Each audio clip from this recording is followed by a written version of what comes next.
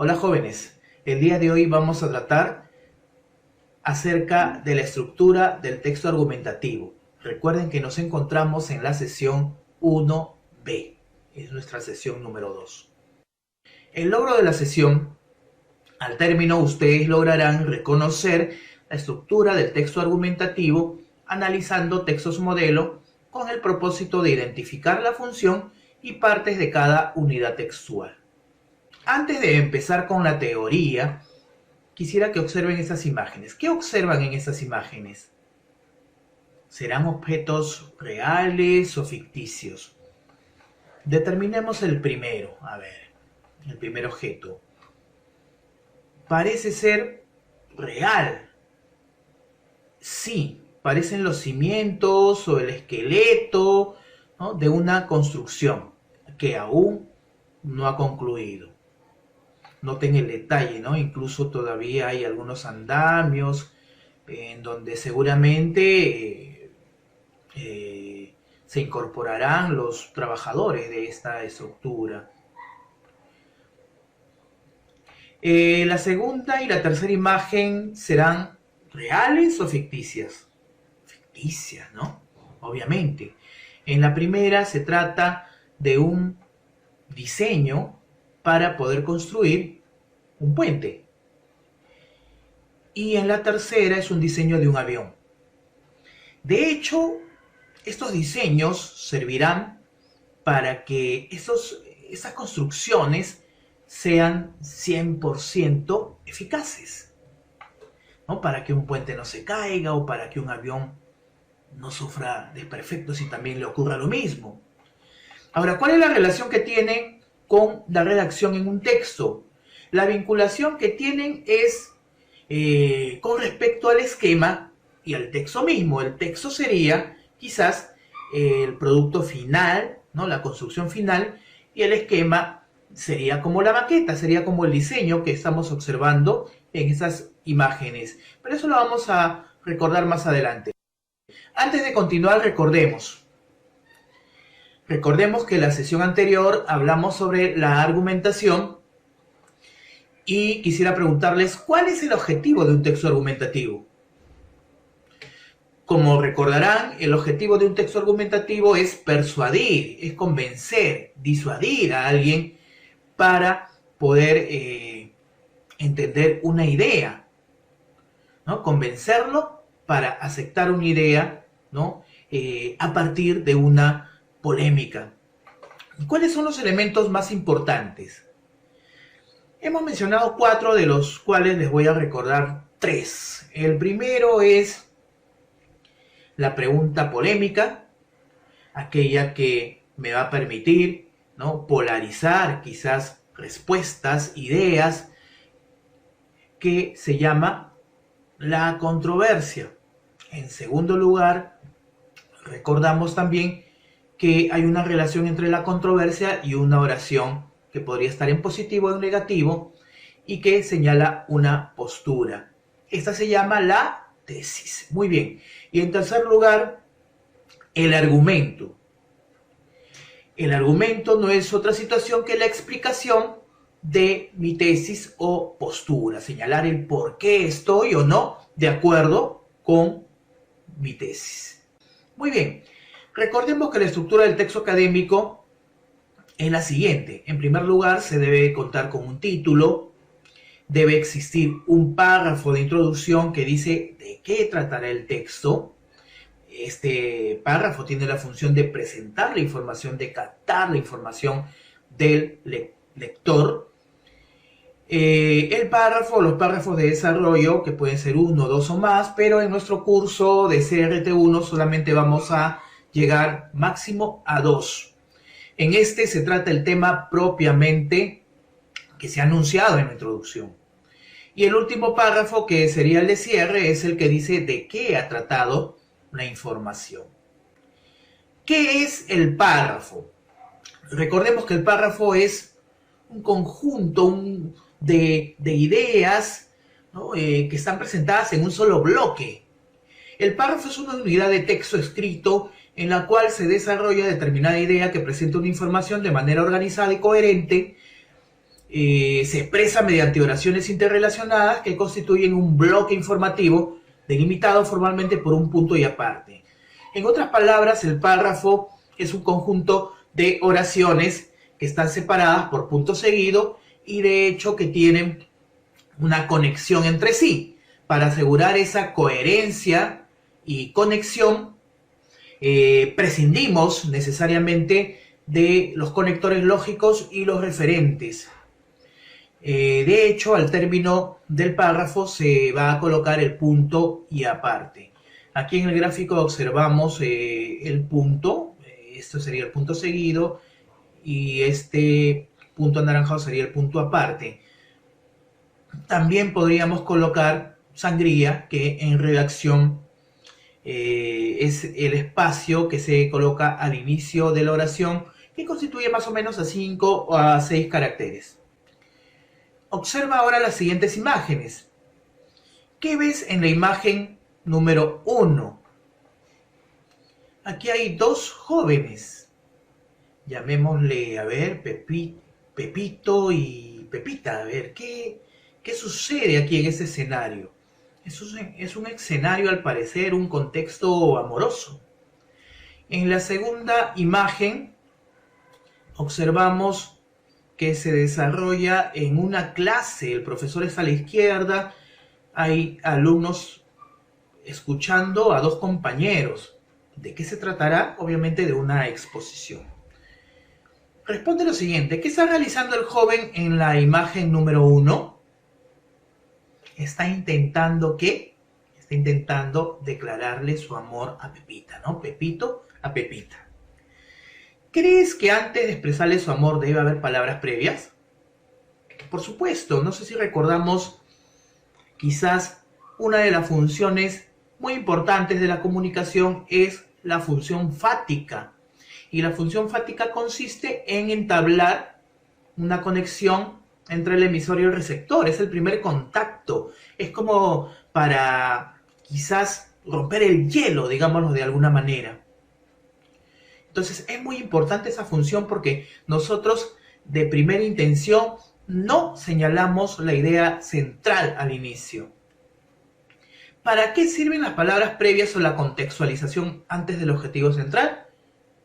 Bueno, sirven para quizás planificar mejor mis ideas, sirven para lo que señalé hace un momento, el contacto entre el emisor y el receptor. En el caso de la segunda imagen, ¿crees que al iniciar una disertación en una conferencia, presentación o exposición, se debe abordar de inmediato el tema central? Pues no, ¿no? Al igual que la primera imagen, antes de que yo le diga que estoy enamorado, que quiero entablar una relación, ha habido palabras previas. En el caso de la segunda imagen también debe haber un saludo, ¿no? a los compañeros, al profesor, una especie de presentación antes de iniciar lo más esencial de la disertación. Observa el siguiente video. Hola, hola, ¿qué tal? Bienvenidos. Muchísimas gracias por acompañarnos. Muchísimas gracias a nuestro público asistente. Muchas gracias y muchísimas gracias, señora, a ustedes por acompañarnos todos los días en sus casas a las 2:30 de la tarde. Señora, les ruego que preste muchísima atención. Es un tema realmente apasionante. Aparecen de repente y son capaces de perturbar no solo su sueño, sino su despertar, dejándonos realmente angustiados. Pero ¿se ha preguntado usted alguna vez de dónde surgen o si tienen algún significado? Hoy conocerá todo sobre las terribles pesadillas en nuestro tema del día. ¡Vamos a verlo! Muy bien. ¿Cómo se llama este personaje que ya no está en la televisión abierta, de señal abierta? Es el Doctor TV, ¿no? Tomás Borda. Ahora me parece que trabaja en Willax. Responde, por favor, a lo siguiente. ¿El doctor Borda manifestó el tema central del programa en los primeros minutos? ¿O utilizó la función fática? Sí, ¿no? De hecho, utilizó la función fática, contextualizó. Él no dijo vamos a hablar sobre las terribles pesadillas. Él empezó saludando, señaló que se producen en las noches, que generan angustia. Preparó de alguna manera el terreno para luego señalar que iba a abordar el tema de las terribles pesadillas.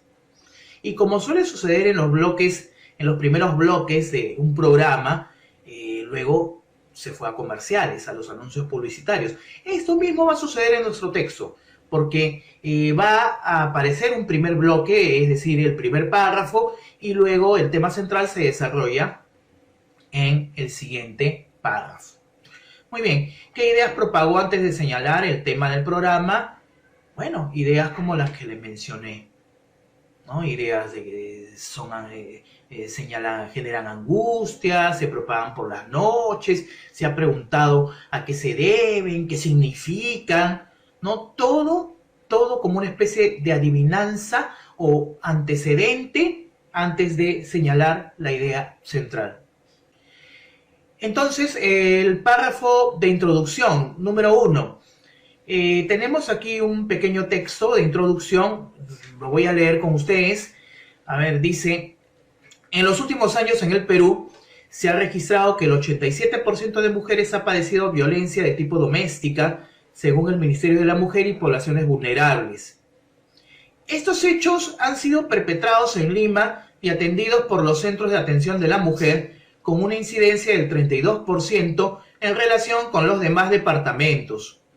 Como consecuencia de ello, se han multiplicado los casos de feminicidio, de modo que un grupo de la población refiere que debe sancionarse ejemplarmente a los victimarios, mientras otros señalan que eso no erradicaría el problema.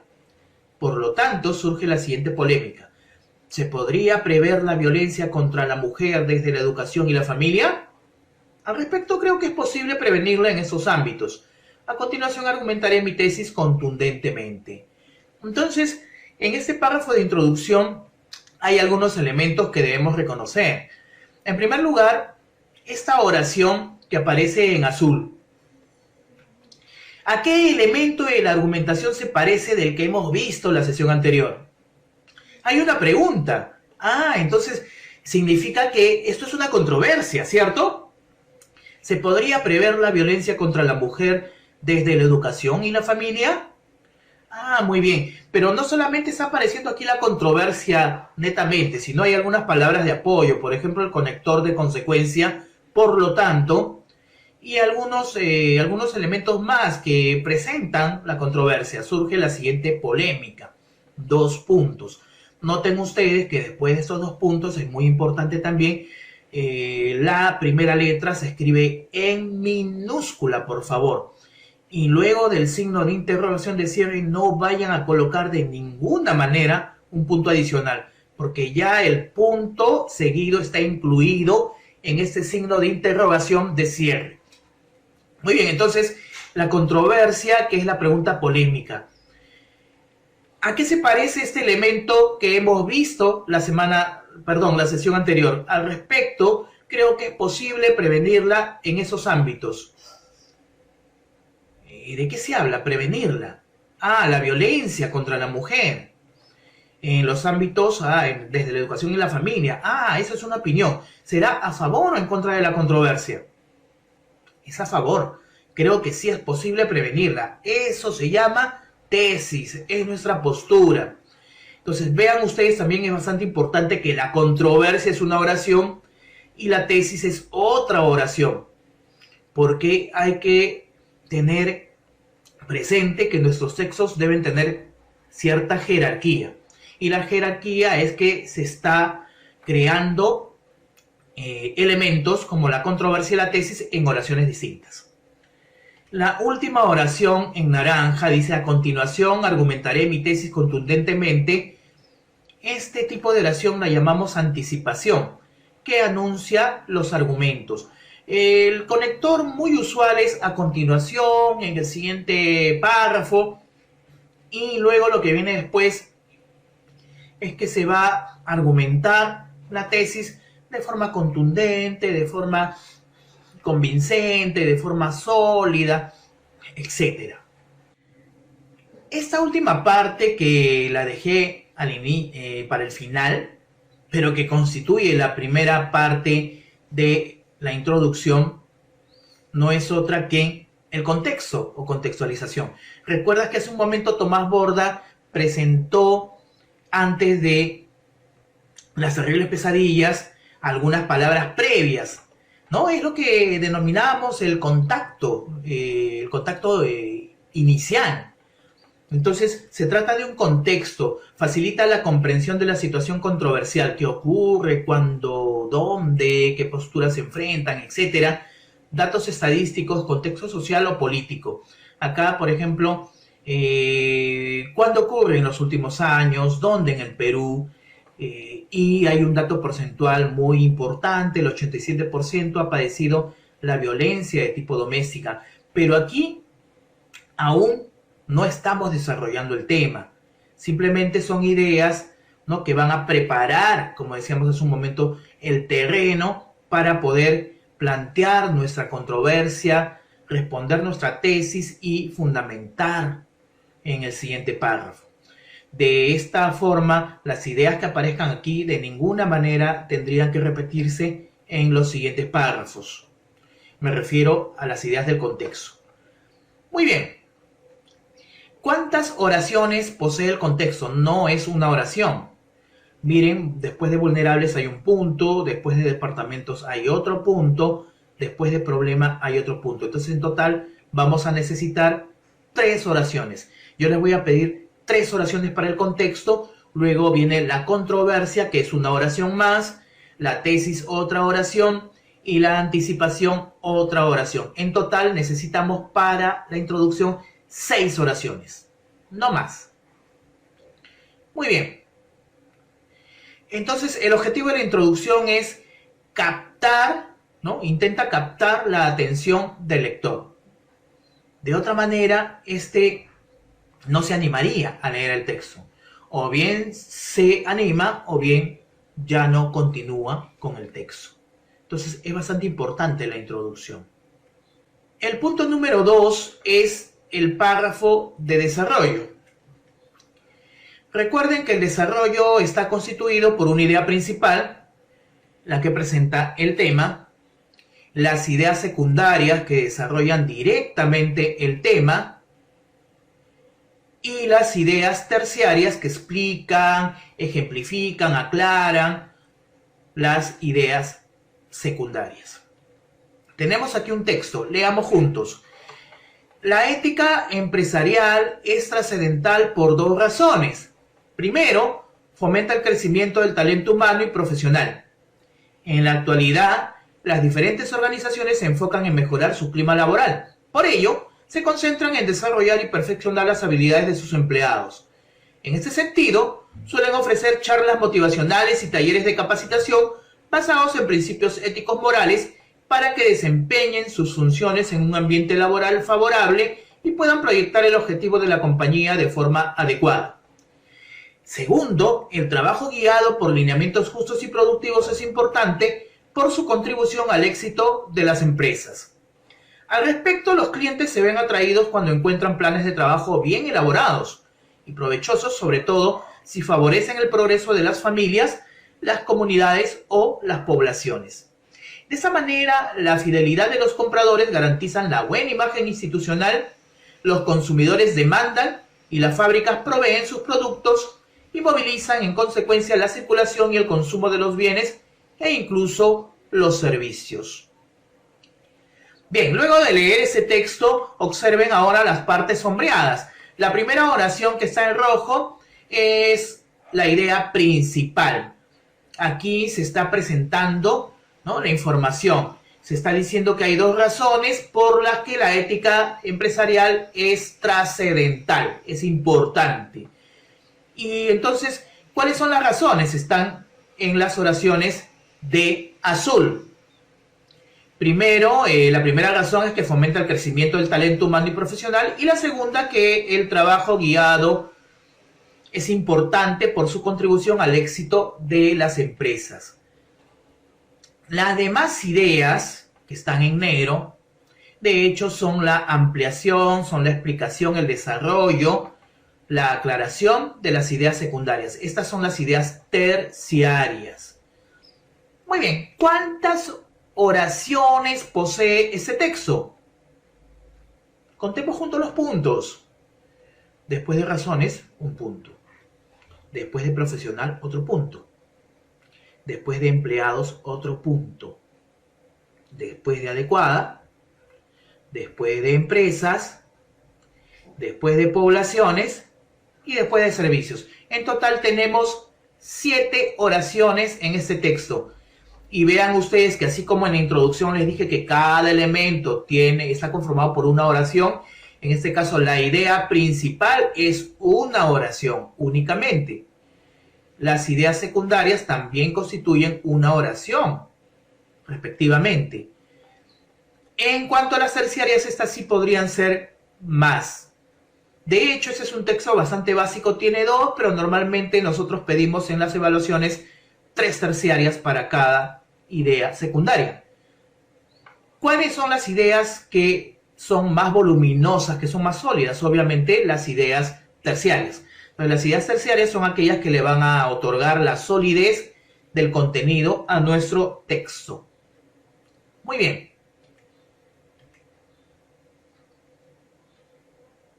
Es importante recalcar que este texto o este desarrollo es de tipo expositivo.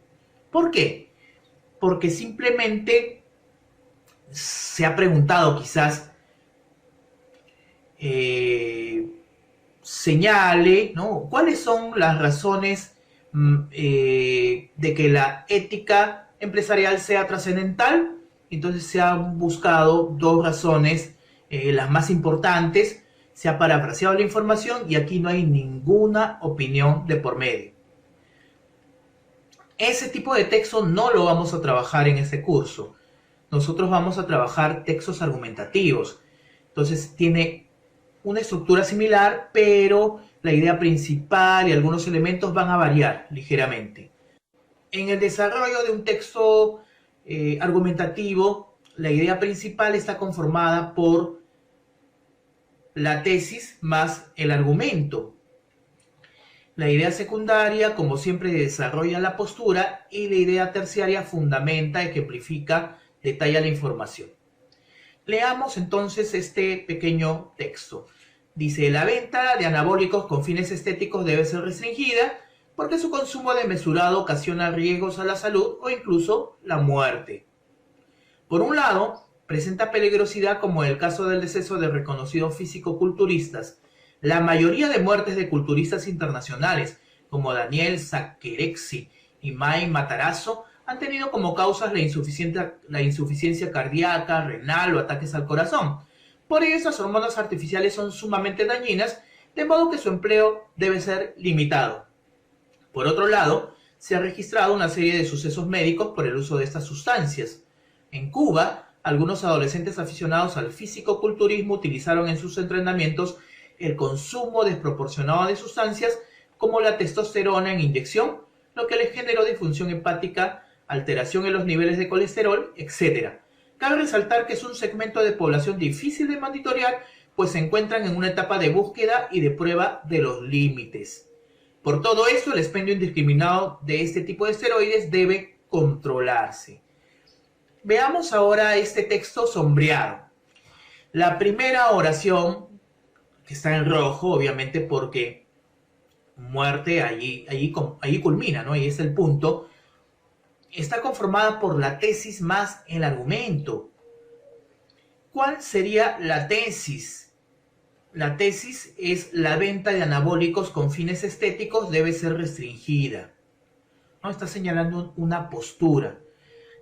Tú tendrías que relacionar, o a lo mejor la pregunta controversial, la controversia sería, ¿la venta de anabólicos con fines estéticos debe ser restringida?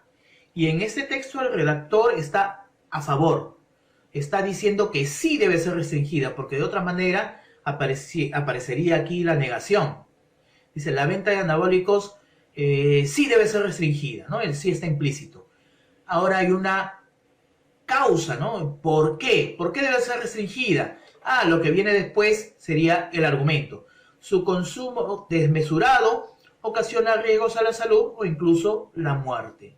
Recuerden lo que dijimos en la clase anterior, que la idea principal está conformada por la tesis y el argumento, y al centro de ella siempre se coloca un conector causal, que en este caso es el porqué. Hay otros también, ¿no? Pero para iniciar les voy a señalar que el porqué es el que más se utiliza. ¿Cuáles son sus ideas secundarias? De hecho, las ideas que están en azul. Por un lado, representa peligrosidad, como el caso del deceso de reconocidos físico-culturistas, y por otro lado se ha registrado una serie de sucesos médicos por el uso de esas sustancias. Miren cómo están iniciando las ideas secundarias, lo cual no lo mencioné hace un momento para el texto anterior. De forma ordenada nosotros debiéramos colocar un conector de orden, por ejemplo, por un lado, por otro lado, en primer lugar, en segundo lugar. De esa manera nos ordenamos. Hay ciertas ideas que son importantes, y de hecho esto va a permitir que el lector se pueda ubicar, pueda comprender mejor la información, además del orden que va a poseer el texto. Finalmente, las ideas que están en negro, de hecho, son el desarrollo de cada idea secundaria. Ahora, ¿cómo concluye este texto argumentativo?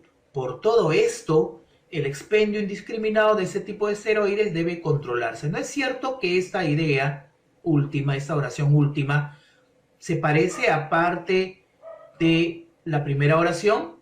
Sí. Se está colocando un conector bastante especial por todo esto, podría ser por todo ello, por lo expuesto, y se está repitiendo la tesis, ¿no? Se está parafraseando, se está señalando con otra clase de ideas. Muy bien, entonces aquí les he mostrado un texto expositivo y uno argumentativo. Recuerden que tiene que existir la jerarquía. ¿Cuántas oraciones aparecen? Primero está la idea principal, una oración. La primera idea secundaria sería la segunda oración. Luego tienes una, dos terciarias más. La siguiente es otra idea secundaria. Y al parecer también sí, tenemos dos terciarias más. Hasta ahora van 7, más la última oración que se llama reafirmación de tesis, constituirían 8 oraciones. 8 oraciones para este texto argumentativo. En el caso del desarrollo, las estrategias que vamos a utilizar, o sea, la forma en que se va a presentar la información para fundamentar el argumento, vamos a trabajar en el curso con generalización, donde se emplean casos, con definición, en donde se usa un concepto controversial, y la causalidad, en donde se presentan las relaciones causa-efecto. De acuerdo con la estrategia argumentativa trabajada, la estructura del párrafo de desarrollo variará.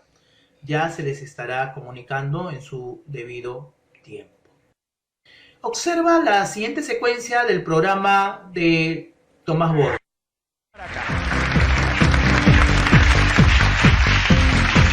Muy bien, amigos, y como todos los días, vamos a través de 3 palabritas recordar el lindo programa que hemos tenido el día de hoy. Las pesadillas. Siempre ha sido para mí un tema oculto. ¿Por qué yo sueño y otro no sueña lo que estoy soñando si hemos visto la misma película? Y esto, según la doctora Iris Espinosa, nos comenta que hay temores que uno tiene escondidos en el subconsciente. Y en el momento de sueño más profundo es cuando se producen los sueños. En algún momento yo soñaba que a mí me perseguían y me jalaban de los pies.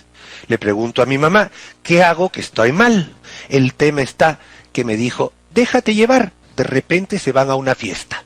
Y efectivamente desaparecieron los sueños. Mire usted. muchísimas gracias por el programa. Ha sido lindo el programa de hoy. Estamos muy contentos y orgullosos. Nosotros nos despedimos. Cuide a los niños hoy día, distinguido amigo chofer. Cuídense mucho. Chao, chao, chao. Chao, nos vemos. Muchísimas gracias por tu pregunta. Adiós, chao, que le vaya muy bien. Adiós, gracias. Listo. Nos fuimos. Adiós, señor. Gracias. Chao, chao. Chao, ceñito. Nos vemos. Hasta mañana. Chao, chao. Muy bien. ¿Esta secuencia será la central? No, no es cierto. Es la última. Responde a lo siguiente. ¿Cómo empezó el doctor Borda este segmento del programa? Recuerden.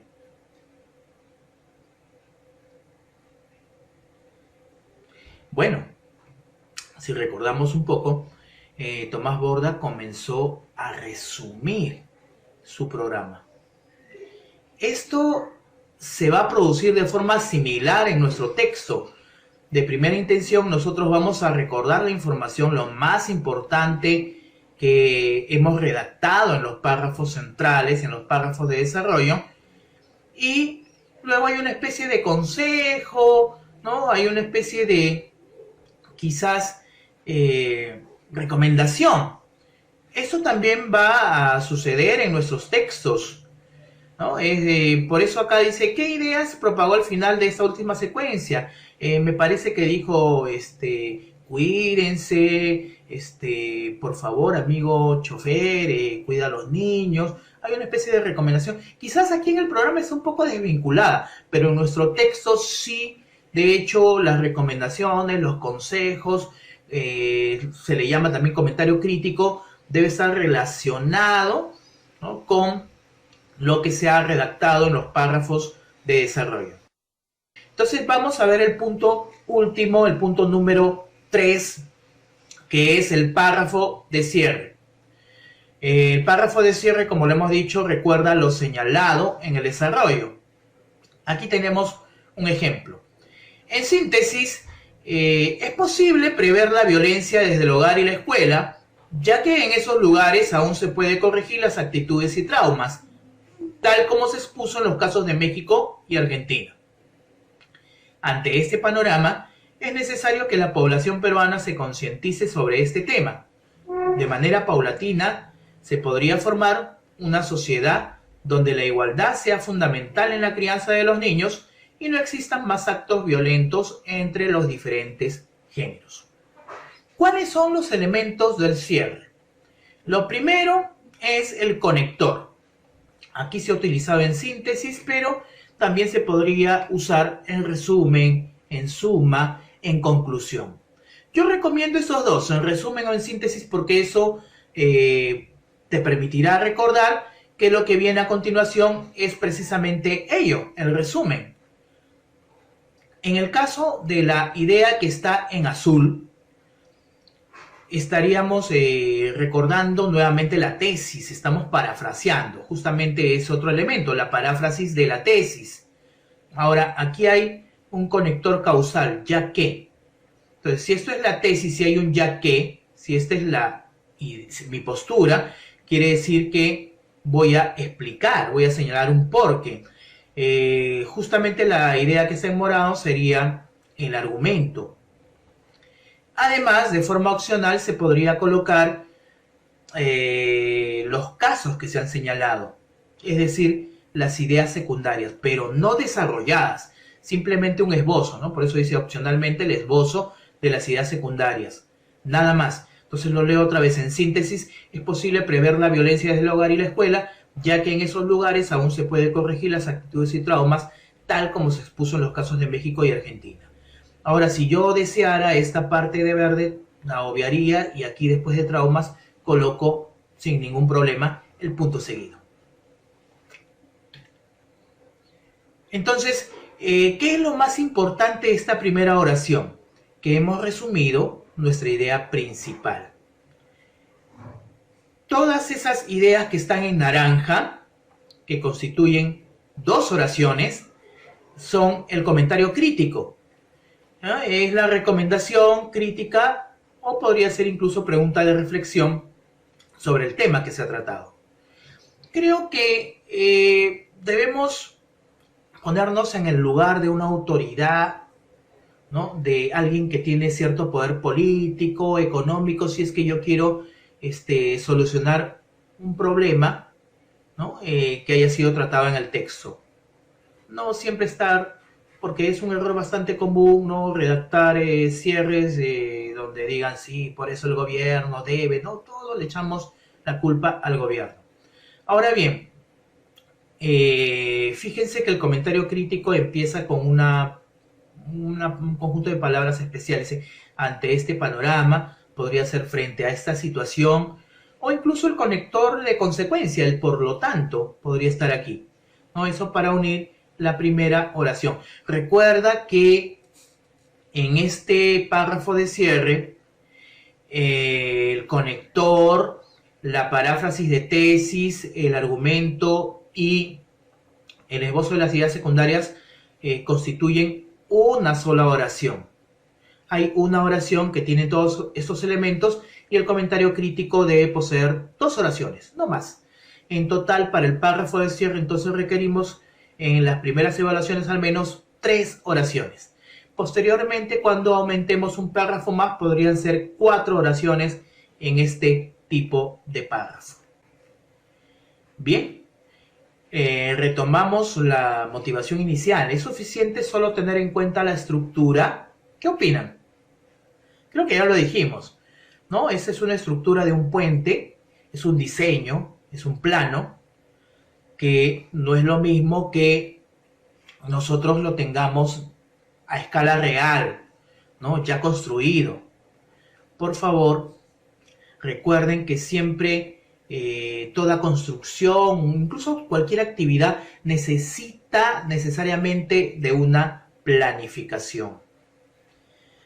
De hecho, si no existiera un planeamiento, ¿no? Si no existiera una estructura como esta antes de la real, no va a ser eficaz. ¿Qué pasaría si no hay un diseño de un puente? Pues pasaría como lo dijo alguna vez un alcalde. No se cayó, se desplomó. Entonces esto no puede ser posible. Necesariamente tenemos que anticipar, ¿no? Buscar información, trasladarla a un esquema. Y este esquema es como nuestra maqueta. Este esquema es pequeño, ¿no? Tiene ideas finitas frente al texto que ya sería a gran escala y obviamente sería voluminoso. ¿Debo planificar mi texto? Definitivamente. Entonces, ¿qué es el esquema? El esquema es un instrumento de planificación. Es decir, después de leer y analizar la información, seleccionamos y anotamos las ideas que colocaremos en nuestro texto. Esta elaboración es un paso previo a la redacción. En el esquema solo colocamos ideas clave en forma de frases que luego desarrollaremos con mayor extensión cuando redactemos. Entonces, el esquema es bastante importante. Constituye incluso dentro de nuestra rúbrica de calificación puntaje. Hay que ser minucioso con el esquema, con las ideas que se van a colocar en el esquema, que, repito, deben estar conformadas por frases. Aquí tenemos más o menos un ejemplo de esquema de ideas. Y quiero terminar con este video para que vean la importancia de la planificación.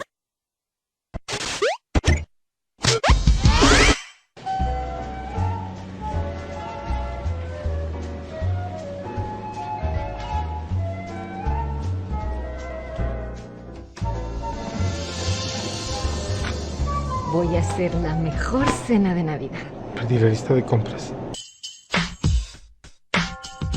A ver, para la ensalada, cebolla perla, cebolla paiteña, cebolla blanca, tomate riñón, tomate cherry, tomate de... ¿Cuál es lechuga? ¿Cuál es col? Las dos son col, señor.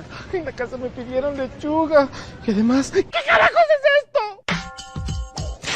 Para el plato fuerte, pavo entero, pavo en presas, jamón de pavo, pavo ahumado, pavo al vino.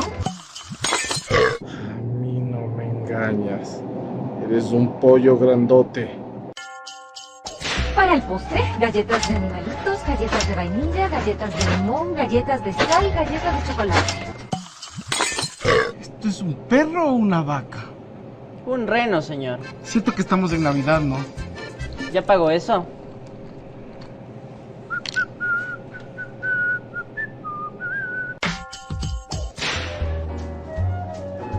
¿Ve? Vinito para el brindis.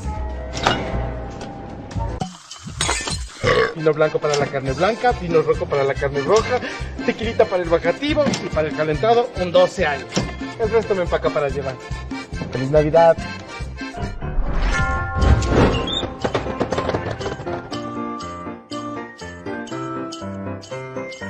Bien, este es un ejemplo jocoso de compras por Navidad de Enchufe TV. La gran pregunta es: ¿quién realizó las compras de forma más efectiva? ¿Papá o mamá? Mamá. ¿Por qué es mujer? No, por favor, no seamos machistas. Podría haberlo hecho papá. Pero ¿qué sucedió con él? ¿Tenía una lista? No, no la tenía. Todo, supuestamente, lo tendría que recordar. En cambio, mamá sí tenía un listado. ¿Qué había hecho ella? Había planificado.